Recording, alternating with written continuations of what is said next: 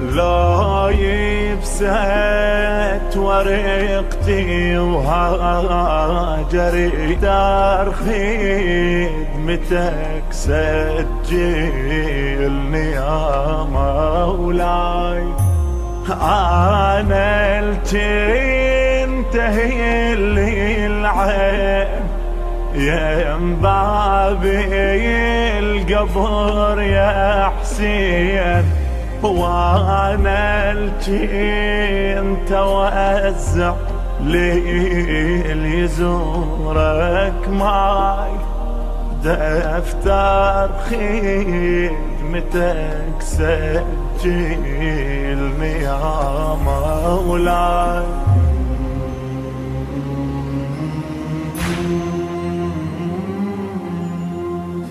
ساعة لا تباريني بذمم هالناس وملك الموت يحضر يوقف على الراس، تموت اجدام مني وتخمدي الانفاس، انخاك انت تحضر موت ويا عباس، غسل بالدمع جسمي وعباس القمر يمي، ما بالقبر لا تحضر انت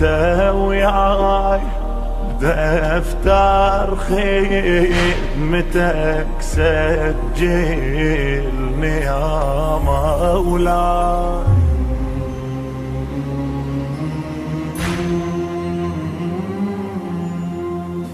مين ينشل لساني ويمشي عني الصوت ويسحب روح مني بجف ملك الموت، وجيث معني بضريحك سيدي مني تفوت، اكتب خادمي بجفك على التابوت، قيلهم هالدمع بالباب ومن زوار به تراب، ويذكرني من جيتك عالجدي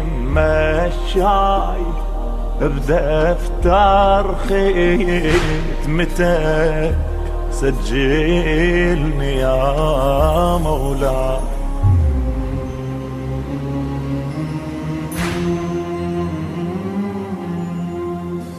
أريدك بالغسل حيني يغسلوني، تذكر مين تهل لمصابك عيوني، قبل ما لي القبر راحوا ويدفنوني على معبد يتفنوني، يا معلى العلم واني يتفيني العلم والصيد حتى ارفع لواك منكر بيمناي بدفتر خدمتك سجلني يا مولاي. لا يبست ورقتي وهاجري الدنيا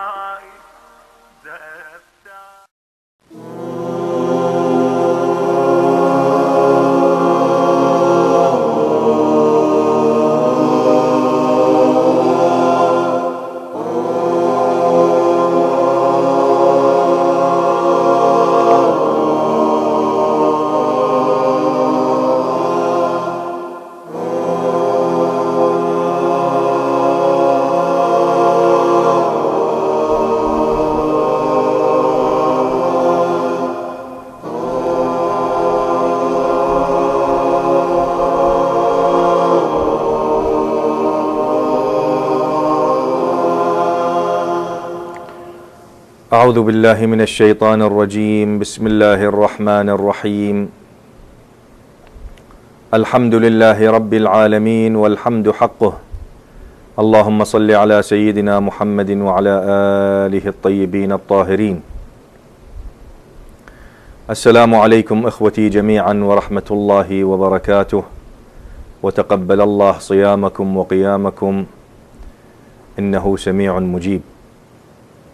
بادئ ذي بدء أتوجه بأحر التعازي إلى الأمة الإسلامية وإلى علمائنا العاملين ولشيعة آل محمد بذكرى وفاة السيدة خديجة رضوان الله تبارك وتعالى عليها.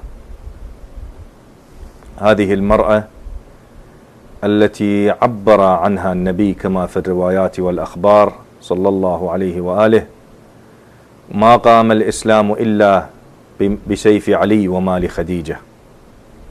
هذه الامرأة التي كرست جهودها وبذلت كل ما تملك من أجل رسالة محمد صلى الله عليه وآله.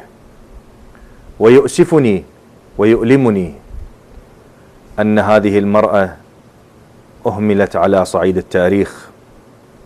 تصوروا أن الله عز وجل إذا أراد أن ينتقي وعاء للزهراء صلوات الله وسلامه عليها، أي وعاء يجب أن يكون؟ نحن نعرف، وهذا بالاتفاق لدينا، أن فاطمة الزهراء صلوات الله وسلامه عليها خلقت من ثمار الجنة، تكونت نطفتها من ثمار الجنة. فقد ورد في الأخبار أنه يوم من الأيام هبط جبرائيل على النبي صلى الله عليه وآله، قال له: يا رسول الله، إن الله يأمرك أن تعتزل خديجة 40 يوما. فالنبي صلى الله عليه وآله ذهب إلى السيدة خديجة وأخبرها بذلك، وقال لها: اعلمي أنني ما اعتزلتك إلا لشيء في نفسي، إنما هذه هي إرادة السماء. بقي النبي صلى الله عليه وآله صائم بالنهار وقائم بالليل حتى انتهت 40 يوما. بعد ذلك هبط عليه جبرائيل في الليل 40 وقال له: يا محمد، إن الله عز وجل يأمرك في هذا اليوم أن تفطر من هذه المائدة، وهي من طعام الجنة، لأنه حلف بنفسه على أن يخلق من نسلك ذرية طاهرة مطهرة قائمة إلى يوم القيامة. والرواية تقول أن الله حرم عليك الصلاة في هذه الليلة حتى تذهب وتواقع خديجة. فتناول النبي صلى الله عليه وآله من ذلك الطعام وذهب إلى خديجة في الليلة 40. خديجة تقول: والله ما واقعني محمد حتى شعرت بثقل فاطمة في بطني. أسألكم بالله، أي وعاء يجب أن يكون؟ وعاء الزهراء صلوات الله وسلامه عليها. وليت شعري أنهم أعطوا عشر ما يعطونه لعائشة أن يعطوه لخديجة. لو كانوا يعطون عشر ما يعطوه لعائشة أن يعطوه لخديجة. تعرفون لماذا؟ لأن خديجة كانت على خط محمد وآل محمد، كانت ماضية في هذا النهج.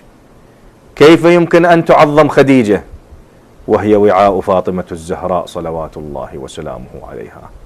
كيف يمكن أن تعظم خديجة وأن في ذكرها إزعاج عند عائشة؟ كانت لا تطيق ذكرا لخديجة، وتغار وتتشاجر مع النبي عند ذكر خديجة، ولا تطيق ذكرا لخديجة، حتى كانت تؤلم النبي صلى الله عليه وآله بخديجة. وكان يقول لها: يا اسكتي يا حميراء، مضمون الروايات، فإنها آمنت بي حين كذبني الناس، وأعطتني من الأولاد ما لم تعطني غيرها، إلى آخره من فضائل ذكر بحق خديجة. انظروا إلى إخوتي أين ذكر خديجة رضوان الله تعالى عليها؟ لا يوجد لها ذكر، وكأنها لم تكن موجودة على مر التاريخ، وكأن النبي لم يقل ما قام الإسلام إلا بسيف علي وما لخديجة. وقد يقول قائل أن هذه الرواية كذب كعادتهم لنحقق في المقام. أما أليست كانت السيدة خديجة رضوان الله تبارك وتعالى عليها داعمة للنبي بكل ما تملك؟ إذن أين الكذب في ذلك؟ أما كان سيف علي عليه السلام هو السيف الذي بسببه إلى يومنا هذا هم يبغضون أمير المؤمنين صلوات الله وسلامه عليه، لأنه كسر أنوفهم وجندل صناديدهم؟ نعم، نحن نعتذر لأننا لم نعطي حق السيدة خديجة أبدا، وكان حريا بنا أن نخصص برامج طويلة وعريضة وحلقات كبيرة وكثيرة حول حياة السيدة خديجة، وحتى ذهبوا وانظروا إلى الدس والتشويش بأن خديجة كانت متزوجة قبل النبي صلى الله عليه وآله. أخوتي، كونوا حذرين من هذه الروايات. لا يمكن أن يكون الوعاء الذي حمل الزهراء تطأه نطفة مشرك عقلا. في عقلي القاصر أنا أستبعد كل الاستبعاد بأن الوعاء الذي يحمل فاطمة الزهراء أن يكون قد أو تطأه نطفة مشرك، لا يمكن لذلك أبدا. هذه روايات أرادوا من خلالها أبعاد كثيرة وكثيرة، أو أن عمرها كان 45 سنة عندما تزوجها النبي. كل هذه الأقاويل كذب. أنا أعطيكم عنوانا عام وتفاصيل ذلك وأدلتها، لعله نوفق يوم من الأيام لطرح كل تلك المسائل التي والشبهات التي أثيرت حول السيدة خديجة رضوان الله تبارك وتعالى عليها.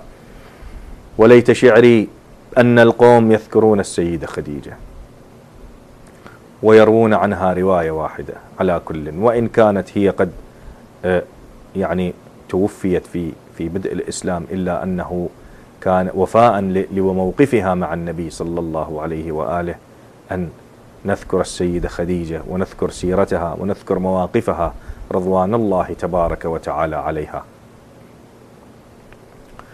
فأخوتي أحبتي، عظم الله أجورنا وأجوركم بذكرى وفاة السيدة خديجة، ونسأل الله عز وجل أن نوفق في برامج مخصصة لحياة السيدة خديجة رضوان الله تبارك وتعالى عليها.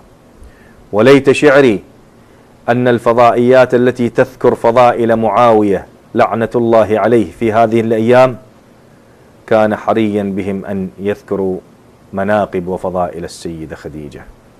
نعم، مناقب وفضائل السيدة خديجة كانت أولى وأرقى وأسمى إن كانوا يفقهون، وإن كانوا يرون حبا لمحمد وآل محمد، لكنهم لم يفعلوا ذلك لأن خديجة كانت على خط محمد وآل محمد، ولأنها أم فاطمة الزهراء. كيف يمكن لهم أن يمضوا ويعظموا امرأة ابنتها الزهراء صلوات الله وسلامه عليها؟ كيف يمكن أن يعظموها وهي توفيت واجدة وساخطة على أبي بكر وعمر؟ يا إخوتي، وفقكم الله وعظم الله أجوركم وسدد خطاكم، إنه سميع مجيب. وبعد،